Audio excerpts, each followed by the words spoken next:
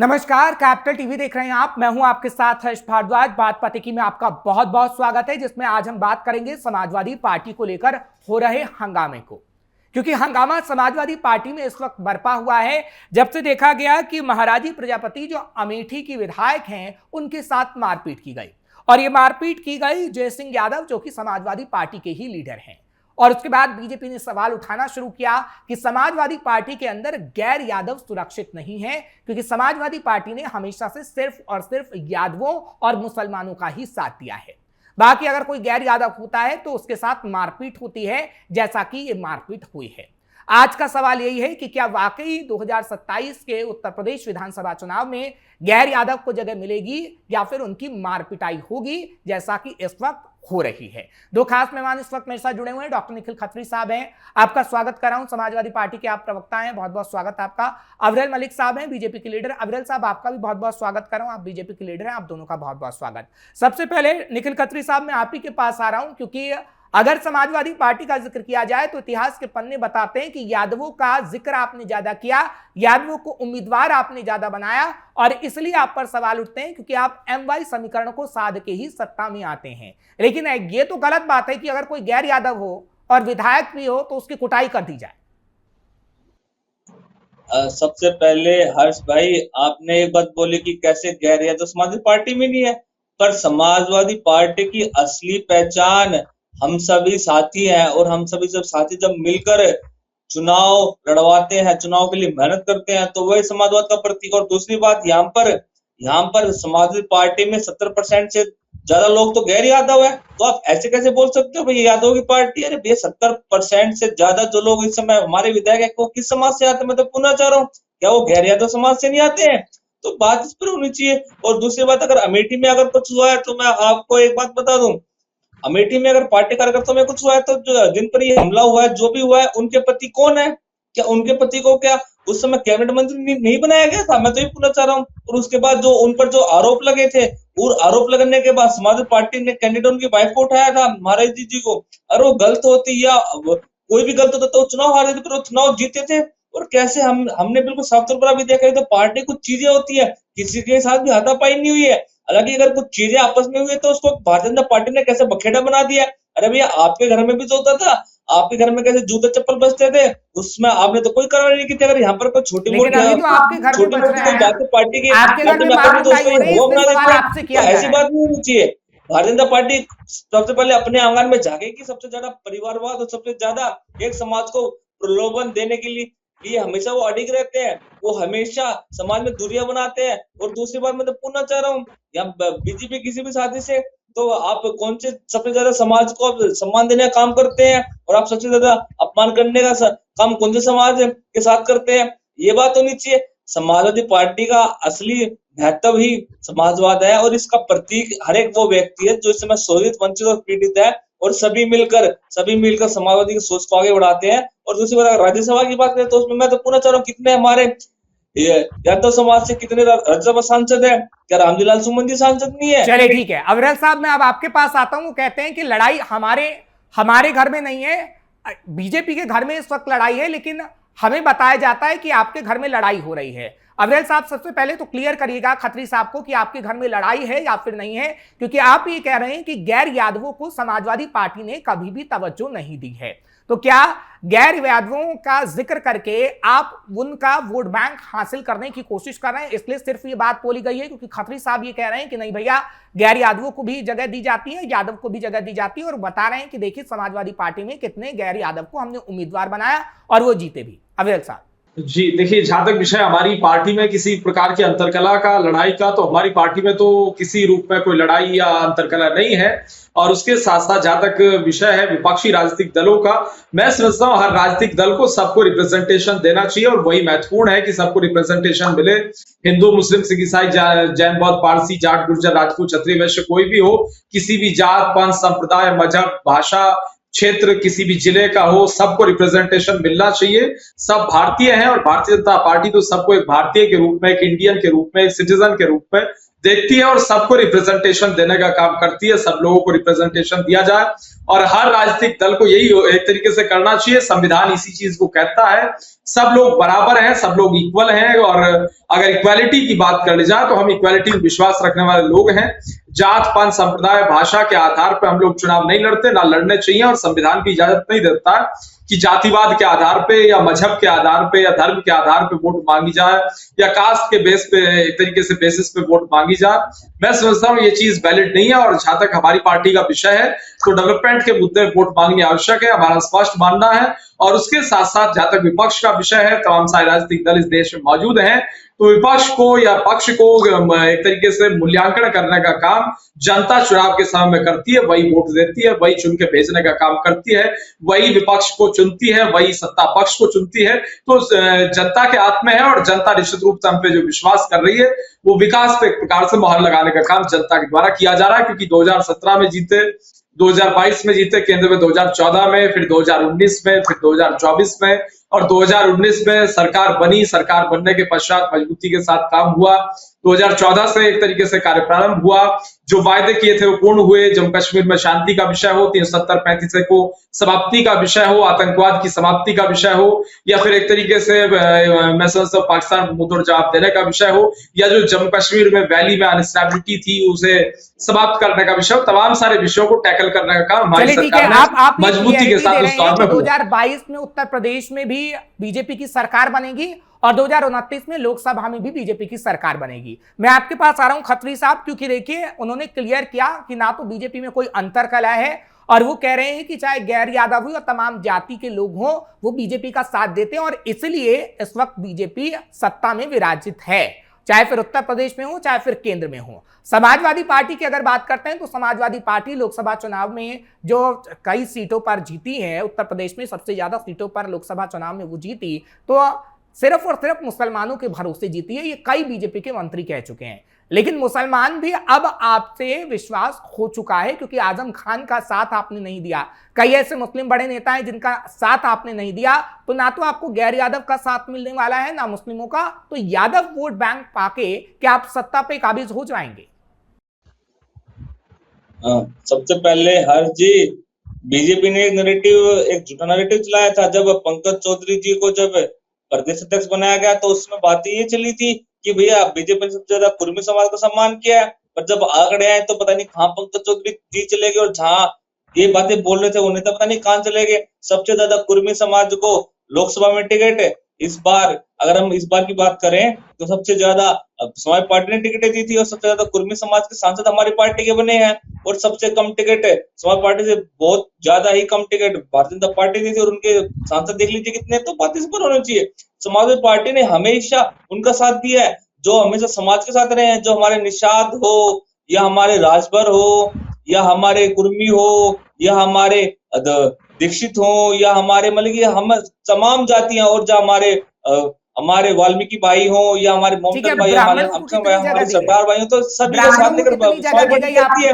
पर ये आरोप भारतीय जनता पार्टी तो ना बढ़े जो खुद सबसे बड़ा परिवारवाद मानते बताइए। परिवारवाद लखनऊ से लेकर बहुत समय पटना से लेकर बताओ नोएडा तक परिवारवाद में, तो ये पूछना चाह रहा हूँ, अरे भैया ये कौन सा विकास कर रहे हो आप? इस पर इनसे जरा एक बात ले लेनी चाहिए। और दूसरी बात, समाज पार्टी के अगर विधायकों की बात करें तो हम सारे सर्व समाज के विधायक हैं। बताइए आप मुझे कोई आप मुझे 10 विधायकों के नाम बता दिए जो यादव समाज से, आप नहीं बता पाएंगे, पर आप 10 समाज के ऐसे विधायक है जो जिनमें जो मैं आपकी बात को मान भी लूं तो आखिर क्यों आपके यादव समाज के नेता, क्योंकि मैं तो नाम बता रहा हूं ना, जय सिंह यादव आखिर क्यों मार रहे हैं? कैबिनेट मंत्री थे गायत्री प्रजापति साहब, उनकी पत्नी के साथ मारपीट की गई है। अखिलेश यादव जो बीजेपी की लीडर अखिलेश यादव के खिलाफ प्रोटेस्ट करती हैं, वो जलती हैं तो अस्पताल में जा सकते हैं, लेकिन अपनी ही विधायक के साथ अगर मारपीट हो जाती है तो वो जाके हालचाल भी नहीं पूछते हैं, ना एक बयान जारी करते हैं। इस पर तो सवाल है ना सर? नहीं हर्ष भाई, बिल्कुल आपने बोला कि कैसे माननीय अखिलेश यादव जी अस्पताल में मिलने उन विधायिका के पास गए थे और कितनी बड़ी मिसाल कायम की थी। जिनका अपनी पार्टी के लिए मिसाल कायम करिए ना, वो तो राजनीति करने गए थे, तो बीजेपी लीडर से मुलाकात की गई। आप अपने नेताओं के लिए मिसाल कायम क्यों नहीं करते कि आपके नेताओं का मनोबल बढ़े? मुझे आप एक मिनट दीजिए, बड़ी शांति से सुनिए आप।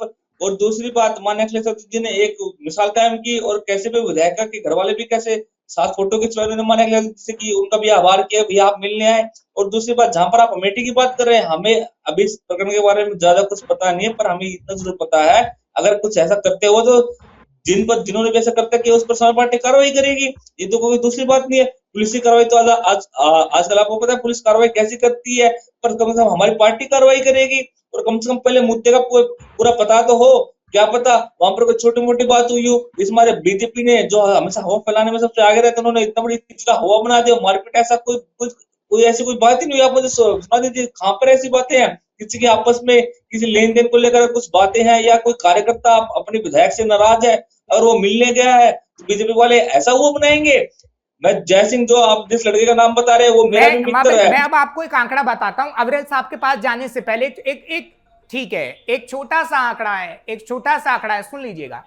एक छोटा सा आंकड़ा है, सुन लीजिएगा। 2027 से पहले तकरीबन 20 नेता ऐसा हैं सर, छोटे से लेकर बड़े तक। हालांकि आपकी कहेंगे तो मैं एक एक करके आपको नाम भी पूरे प्रोग्राम में बता दूंगा, हालांकि ये प्रोग्राम 1 घंटे तक फिर चल जाएगा। लेकिन 20 नेता ऐसे हैं आपके जो दूसरी पार्टियों में शामिल हो गए हैं। मैं ये नहीं कह रहा हूं कि वो बीजेपी में भी शामिल हुए हैं, समाजवादी पार्टी के कई लीडर बसपा में भी शामिल हुए हैं, कांग्रेस में भी शामिल हुए हैं, बीजेपी में भी शामिल हुए हैं। अगर पार्टी के अंदर सब कुछ ठीक ठाक चल रहा है तो ये हालात क्यों पैदा हो रहे हैं?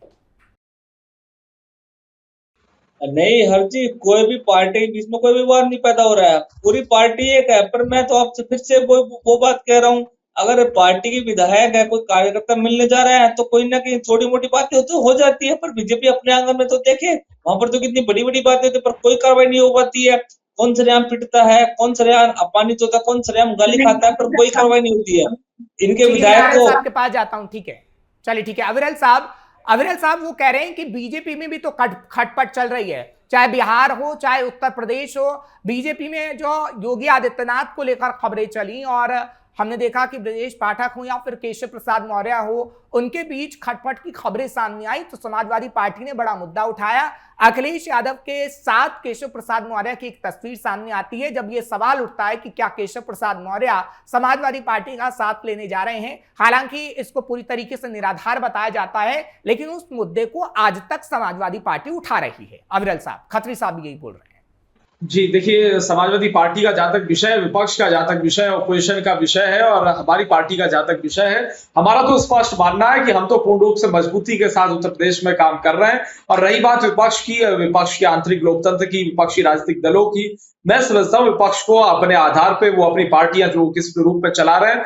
और जहां तक जनता का विषय है, मेनली तो जनता है अल्टीमेटली। अगर डेमोक्रेसी की बात करी जाए तो जनता से ही शुरू होता है, जनता पे ही समाप्त होता है, जनता से ही नेता बनता है, जनता पे ही आके अंत होता है, जनता से ही शुरुआत होती है। अगर एक तरीके से चुनाव प्रचार की बात की जाए, वो भी जनता के बीच में रह के होता है। फिर 5 साल पूरे हो जाते हैं, फिर नेता वही जनता के एक तरीके से बीच में आता है, मध्य में आता है। तो अल्टीमेट तो इंडियन पीपल है, भारत की जनता है। तो भारत की जनता इस चीज को समझती है कि किस प्रकार से जातिवाद के खिलाफ काम होना चाहिए, और एक तरीके से मुख्य रूप से धर्म के आधार पर डेमोक्रेसी नहीं चलनी चाहिए। हम तो स्पष्ट रूप से डेवलपमेंट के मुद्दे पर डेमोक्रेसी की बात करते हैं, और डेमोक्रेटिक वे में वर्क करने के लिए हम जाने जाते हैं पूर्ण रूप से। और जहां तक भारतीय जनता पार्टी का विषय है, तो निश्चित रूप से डेमोक्रेटिक पार्टी और डेमोक्रेसी में बिलीव करने वाली पार्टी, हम लोकतांत्रिक लोग हैं और लोकतंत्र में विश्वास रखना अनिवार्य है।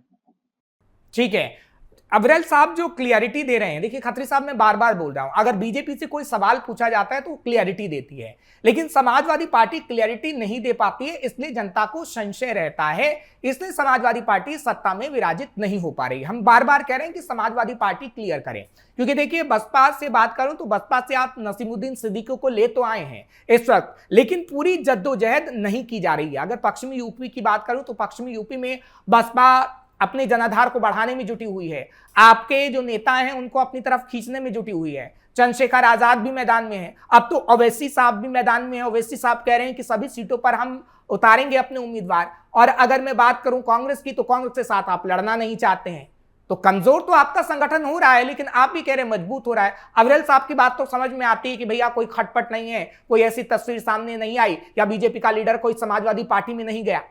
खत्री साहब, नहीं, सबसे पहले हर चीज अगर बात अगर इस समय की हो, तो मैं तो ये पूछना चाह रहा हूँ कि पार्टियों में कई नेता ऐसे होते हैं जो एक पार्टी से दूसरी पार्टी में जाते हैं, पर कम से कम बात तो ये होनी चाहिए कि उनकी छवि क्या है, क्या भारतीय जनता पार्टी में क्या कैसे कैसे नेता गए, मैं तो आपसे पूछना चाह रहा हूँ। और उसकी उनके उस समय की छवि तो इस समय की छवि क्या थी? क्या भारतीय जनता पार्टी के पास ऐसी कोई वॉशिंग मशीन नहीं है क्या, जिससे वो सभी लोगों को धुलाई कर देती है जो उनकी पार्टी में जाता है और बिल्कुल आदमी स्वच्छ हो जाते हैं? और दूसरी बात, अगर आज आपने इस चीज का मुद्दा उठाया है कि कैसे ज्यादा यादव हमारी समाज पार्टी में रहते हैं, ये तो ये बात निरंतर है आज तक, लेकिन जब तक पार्टी बनी और अब तक है। मैं तो पूछना चाह रहा हूँ कि कितने भाई ऐसे यादव विधायक रहे हैं, पर आप नहीं बता पाएंगे, क्योंकि सबसे ज्यादा समाज पार्टी ने दलितों को और पिछड़ों को हमेशा सम्मान देने का काम किया है। तो इस मारे पीढ़ी समाज ने 24 में समाज पार्टी को एक प्रचंड लहर के साथ एक जीत दिलवाई थी, और ये 27 में होने जा रहा है। और दूसरी बात, हर चीज सर आपका पार्टी अपनी जगह विधायक होती है। महाराजी प्रजापति कौन है? आप दलितों की बात करते हैं, पिछड़ों की बात करते हैं, तो वो कौन है? और आखिर क्यों यादव उन्हें पीट रहे हैं? सवाल तो यही है ना, ये विधायक है सर। मैं तो आम लोगों की बात ही नहीं कर रहा हूं। मैं ये नहीं कह रहा हूं कि आप ठीक है, आपकी बात हो सकती है कि गैर यादव को आप जगह देने का काम करते हैं, लेकिन आपके ही विधायक को पीटा गया है। और उस विधायक को पीटा गया है, उनका नाम पूरा मैं बता दे रहा हूं, महाराजी प्रजापति, एक महिला लीडर है। नहीं, हरजीत दूध, पहली बात जो आप अमेठी के जो विधायक जी के बारे में बता रहे हैं, आप ये समझ मत बोलिए पीटा गया, ये कहीं भी शब्द नहीं है, किसी को भी कुछ पीटा नहीं गया है। और दूसरी बात, समाज पार्टी में सभी का सम्मान होता है। अगर कोई कार्यकर्ता जयसिंह प्रताप या जो कोई कार्यकर्ता है, बहुत निष्ठावान कार्यकर्ता, उसे बहुत साल हो गए पार्टी में, बहुत अच्छा लड़का, अगर वो कुछ अपनी बात लेकर विधायक के पास गया है और कुछ समाज के लिए कुछ अगर तलखी पड़ गई है, तो इस बात को ज्यादा धूल नहीं देनी चाहिए। भारतीय जनता पार्टी को तो एक मौका चाहिए कि कैसे माहौल को बिगाड़ना है, और वैसा नहीं बिगाड़ पाएंगे। जनता समझती है कि जिनके पास कोई मुद्दे नहीं होते वो इस बार इस चीज की बात करते हैं। भारतीय जनता पार्टी चलिए ठीक है, आप ये कह रहे हैं अविरल साहब के पास कोई मुद्दा नहीं है। अविरल साहब मुद्दा गिनवाइएगा जरा। समाजवादी पार्टी कह रही है आपके पास कोई मुद्दा नहीं है, इसलिए आप ऐसे मुद्दे उठाते हैं कि समाजवादी पार्टी में कलह चल रही है। अविरल साहब एक मिनट रुक जाइए। अविरल साहब, आपके पास कोई मुद्दा नहीं है भाई, समाजवादी पार्टी ये कह रही है। देखिए, हमारे पास मुद्दा है डेवलपमेंट का। मुद्दे के आधार पे मैं समझता हूँ सबको चलना चाहिए, उसी मुद्दे के आधार भारतीय जनता पार्टी जाएगी वर्ष 2027 के चुनाव में। और रिपोर्ट, सरकार का मुद्दा तो होना चाहिए रिपोर्ट कार्ड, हमारा मुद्दा होना चाहिए रिपोर्ट कार्ड। रिपोर्ट कार्ड के मुद्दे पे जनता के बीच हम जाएंगे और जो हमने विकास के काम किए हैं वो गिनाएंगे। विकास के काम पे जनता मोहर लगाएगी। हिंदू मुस्लिम या फिर एक प्रकार से किसी प्रकार की नफरत की बात किसी राजनीतिक दल के किसी नेता को नहीं करनी चाहिए। हम कहते हैं सबका साथ, सबका विकास, सबका विश्वास और सबका प्रयास। नंबर 1 उत्तर प्रदेश, एक भारत और श्रेष्ठ भारत, बेहतरीन देश की हम बात करते हैं, कामना करते हैं। और वर्ष 2027 का उत्तर प्रदेश का विधानसभा का चुनाव उत्तर प्रदेश में माननीय मुख्यमंत्री योगी जी के नेतृत्व में, आदरणीय पंकज चौधरी जी की अध्यक्षता में, राष्ट्रीय अध्यक्ष नितिन नवीन जी की अध्यक्षता में, राष्ट्रीय महामंत्री संगठन PL संतोष जी के मार्गदर्शन में, मोदी जी के मार्गदर्शन में, अमित शाह जी के मार्गदर्शन में पूर्ण रूप से हम लड़ेंगे जी।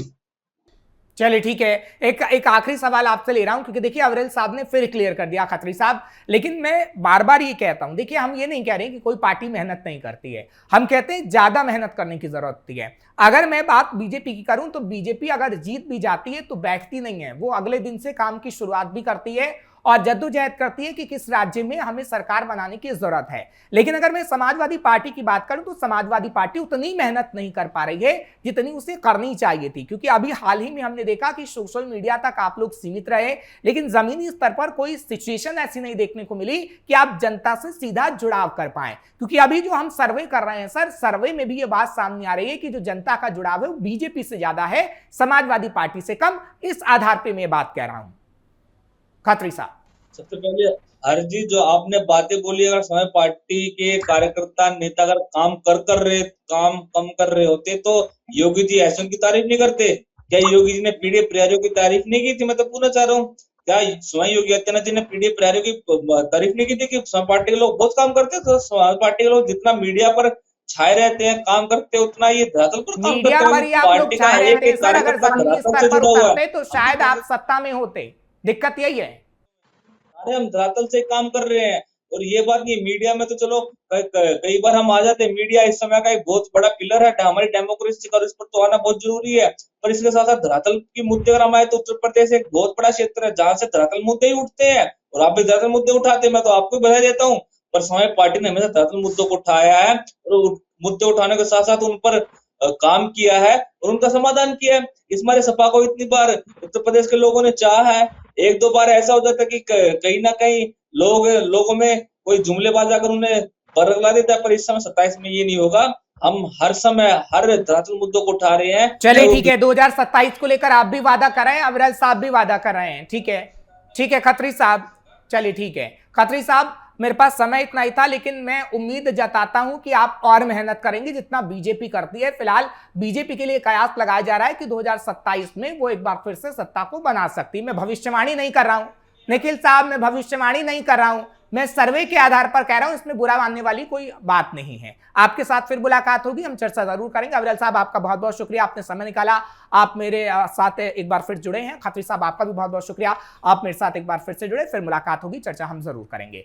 2027 चुनाव को लेकर इस वक्त चर्चा हो रही थी क्योंकि समाजवादी पार्टी में भयंकर बवाल देखा गया, इसलिए समाजवादी पार्टी से सवाल पूछा गया। सवाल बीजेपी के लिए भी था, जिसका जवाब आपके सामने मिल गया होगा। फिलहाल आप आगे आने वाले समय में सही फैसला लीजिएगा, क्योंकि आपसे जुड़े मुद्दे हम उठाते रहेंगे, बात पते की करते रहेंगे। मुझे इजाजत दीजिए, नमस्कार।